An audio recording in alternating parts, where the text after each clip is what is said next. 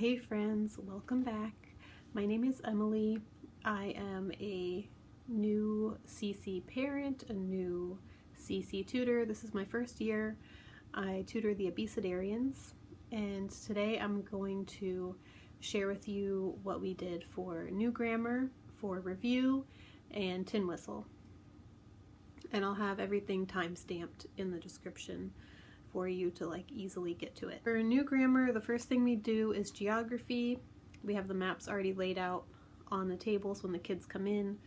I've marked them up the night before with different color dry erase markers.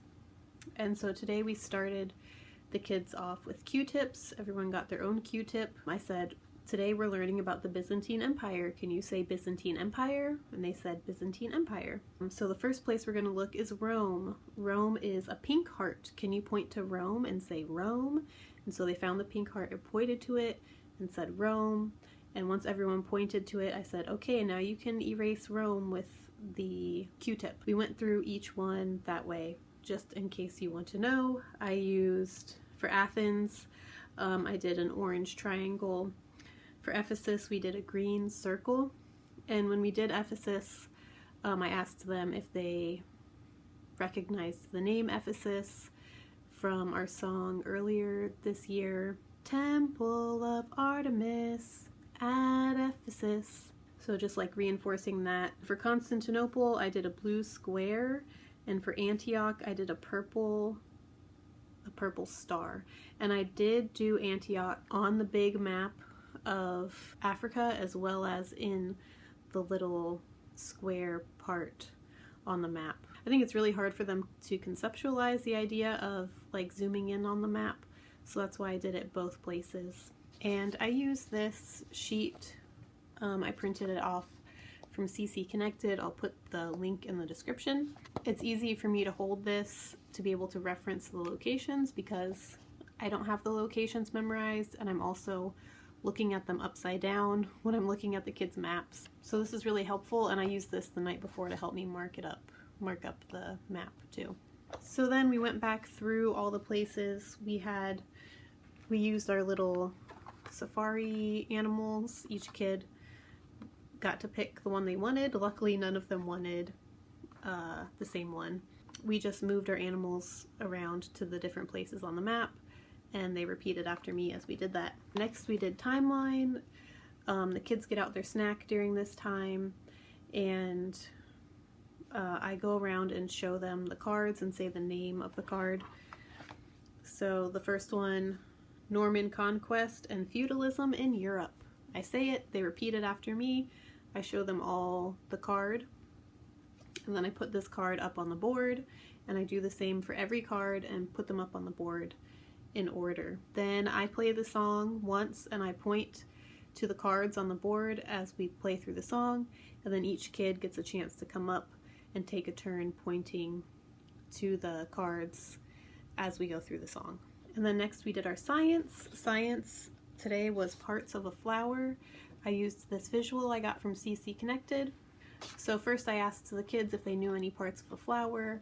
They all knew petals. So we started off with the petal. I showed them on here, and then I showed them the hand motion that we're going to do for petal. And we went through each one. One of the kids said pollen, which was a good opportunity to talk about the anther producing pollen. I tried not to get too detailed into describing this since we were doing this for hands-on science, but this was a great visual aid. So we did not do a song for this week. I just taught them hand motions. So our body was the flower. So for petal, we did this for petal. For stamen, we put our hands straight up in the air, we had two, each hand was one stamen, so we had two stamens. And then when our hands were up in the air, I'm gonna do it down here because I don't want to be out of frame, but with our hands up in the air, we did this for anther. We moved our hands around, this part was the anther, very similar to the shape we see on this picture. And then for the pistil, we did this and put our hands straight up over our head, so we kind of did the shape of the pistil. This one here.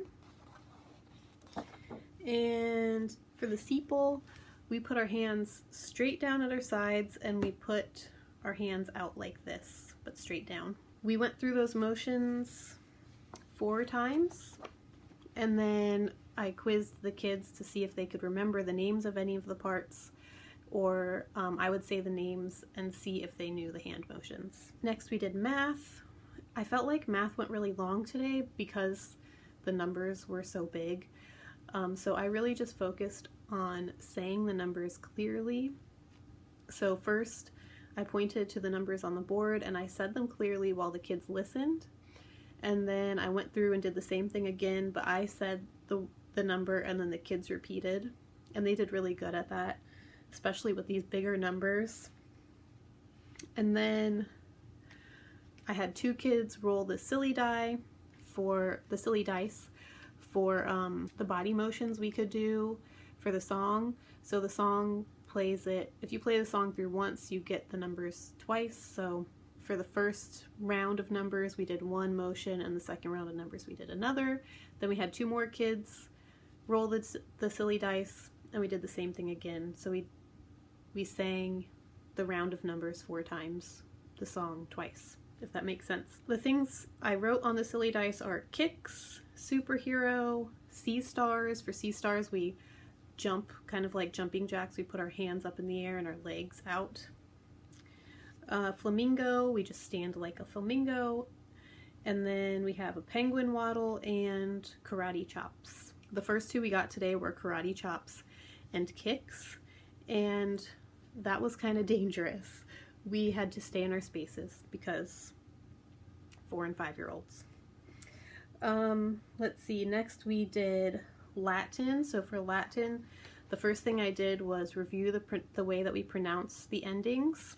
I said today we're learning about the 5th declension noun endings, and I had the kids repeat after me 5th declension noun endings. And I used this little cheat sheet that I have here.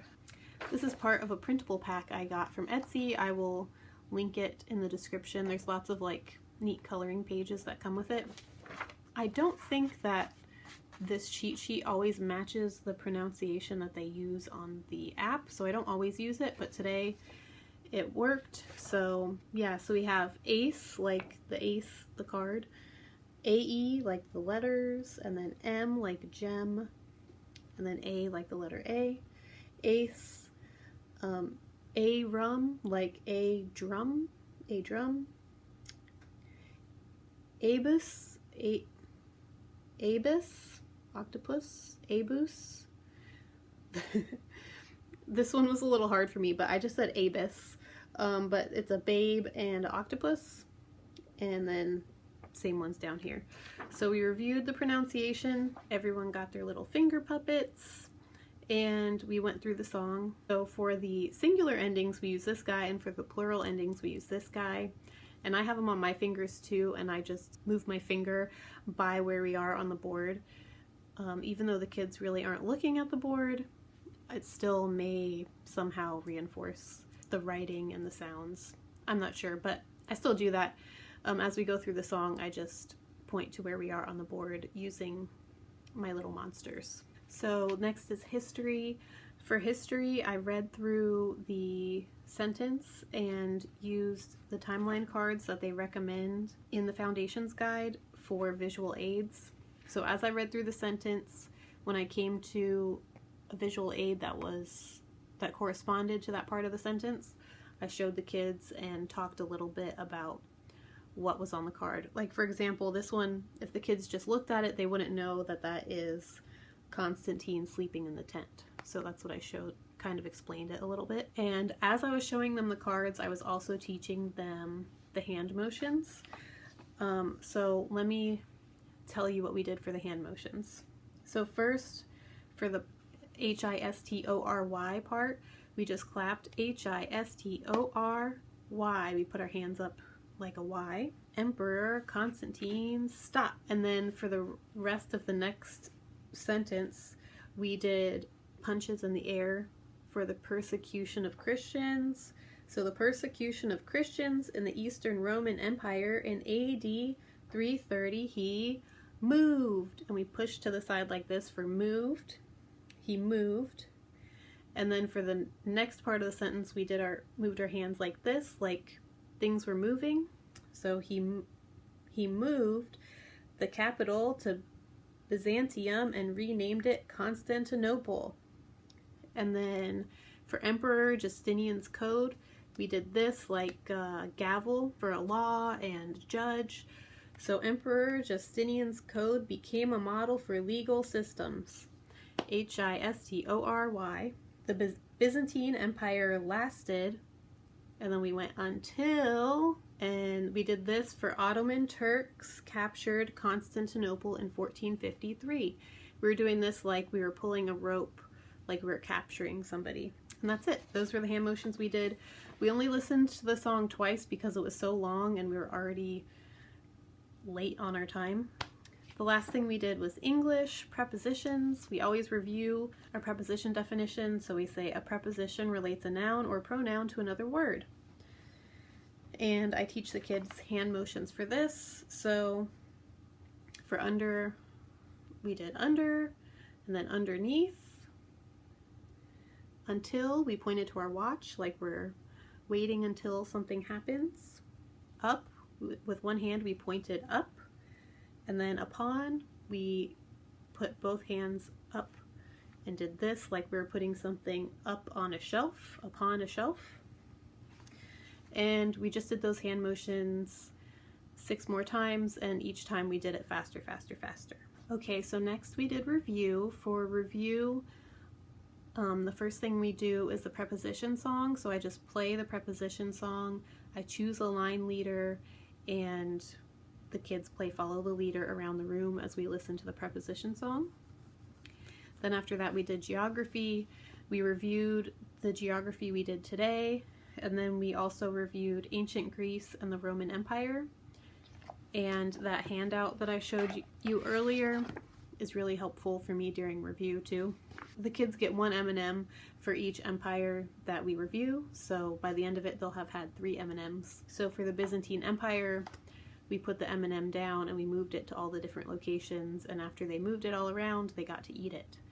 But if they don't put it on all the locations, then they don't get to eat it. So I try to incentivize them to listen and to participate, because review is really hard at this age. I feel like the day has already been so long for them. A lot of them are having a hard time paying attention. And then for the next part of review, we didn't get super far, but the kids have been having a lot of fun building a crystal castle or crystal palace with these clear cups that I got. We ended up reviewing the current week's new grammar and then week 6. I just asked the kids if they can remember any of the things from math, Latin, science, history for that week. Sometimes I'll prompt them, like with Latin, I played the song for a little bit and then we just sang it as a class. And so everybody who I heard sing along and say some of the right sounds got a cup. So then everybody comes together to build one castle with their cups. For math, what we do is we listen to the math song, and then after we listen to it, I ask the kids if they can name any of the numbers that were in the song. So yeah, after the kids build up their castle with these, at the very end, they can knock it down, and then they all help me clean them up and give me the cups back. And the last thing we do for review is the timeline song while we're cleaning up. So I play the timeline song on my phone while we're rearranging the furniture in the room, wiping stuff down, doing all that. For hands-on science, I have a YouTube creator that I really enjoy watching. I'll link her video in the description. She really centers her teachings around God and his creation and how it all ties together with what we're doing in the hands-on science. And then I also love using the Nicoleum handouts. And for these past few weeks, these ones have been in the sandbox for the week. So that's where you can find these, in the sandbox on CC Connected. And there's some really good talking points here and review. So we reviewed what kingdom are flowers in, plantae, Flowers grow from seeds. What are some types of seed plants? Monocot, dicot, conifer, and so on and so forth. And we talked a little bit about pollination and insects and how they're used in pollination, the life cycle of a flower. So we talked a little bit about all that stuff before we went into the room where we do our hands-on science, where we dissected the flower. I dissected the first flower. I gave the kids all a petal to hold onto while they watched me kind of open it up, and we talked about what we were observing. And then each parent got their own flower and they did some work with their kids looking at that flower. Then we went back into our classroom and I had these on the kids' tables. Both of these I believe are from CC Connected, but our director printed them off, so I'm not sure if I can link them. So I gave this to them. They can't really fill in the boxes here to label things, but I just gave it to them as a visual. And then what we really focused on was I gave them freedom to draw whatever they wanted to draw about their experience today. So this is my daughter's. She drew the flower. So for Tin Whistle today, we did note names and the D scale. First we started off reviewing the classroom rules. We've been through it so many times. This week I asked the kids if they remembered what the rules were, and so they each took turns telling the rules, which is you don't pick up your tin whistle until I do this, and even then you don't blow on it, you don't blow into it until I count you in. 1, 2, ready, play. And then when I do this, you stop playing and you put your tin whistle back down. So then we reviewed the cycle song. We just sang through Twinkle Twinkle. I counted them in and we sang and I ended it. And then we talked a little bit about how music is its own type of language. We're learning the language of music and how in our language we use letters for spelling. So we sang through the alphabet song, and as we sang each letter, I was using my fingers to count the letters. And so at the end of the song, I said, our alphabet has 26 letters in it, but there's only 7 notes in the musical language, and those are A, B, C, D, E, F, G. So then I drew the staff up on the board. I asked them if they remembered the name of what I was drawing. It's a staff. I drew the treble clef. We named that the treble clef, and we talked about the bar lines and the spaces, just to review some terminology. And then we used the mnemonic devices they give in the Foundations Guide.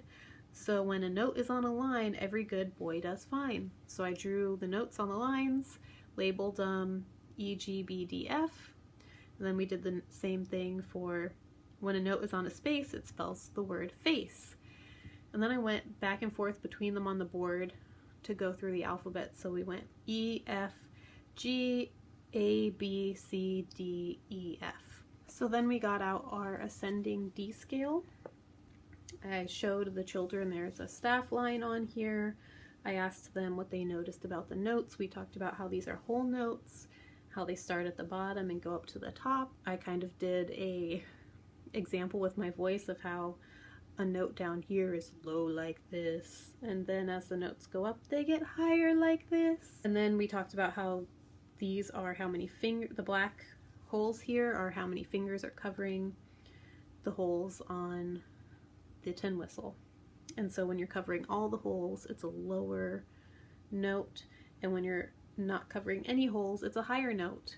And so I played that on my tin whistle for them to hear how we went up the scale. I asked them to find the C note on here, and they all pointed to it, and I played the C note, and then I did the same thing with the B and the A. Then the kids picked up their tin whistles. We did our tin whistle song to the tune of Do You Know the Muffin Man, and it just reviews the different parts of the tin whistle. I'll link a video below to that song. We reviewed how you're supposed to hold it, how you're not supposed to hold it down low like this or up high like this. You're not supposed to have your elbows on the table, and you'll have your left hand on top. So we all raised our left hand and put it on top here. And then we practiced playing a few notes together. So the first note we played together was the C note, and we played a whole C note. So I counted them in and kind of did like counted through the beats with my hand like this, and after the 4 counts cut it off. So we did the C note first, and before we did the C note I asked them to show me how they were going to hold the tin whistle, and then we did the B note, and that's it, because not all of them can put 2 fingers on here. So after that I passed out this handout I got from CC Connected, gave all the kids pencils, and we practiced using our D-scale staff. So the kids had this in front of them. They were looking at this. I asked them to locate the D and then to draw that note, to draw that whole note. And so I also drew it up on the board. There was a lot of difficulty for them in figuring out how to locate where to draw the circle. So I talked about how the top of the circle was going to touch this bottom line on the staff here. A few of them were still struggling, and for them I drew the note on the page for them and they could just trace over it. We only did C, E, and F.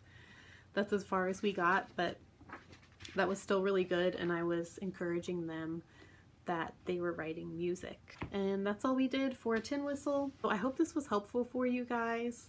That was what we did for week 11. Next week is going to be week 12, and I will come back and share with you about what we did for week 12. So I'll see you guys then. Bye.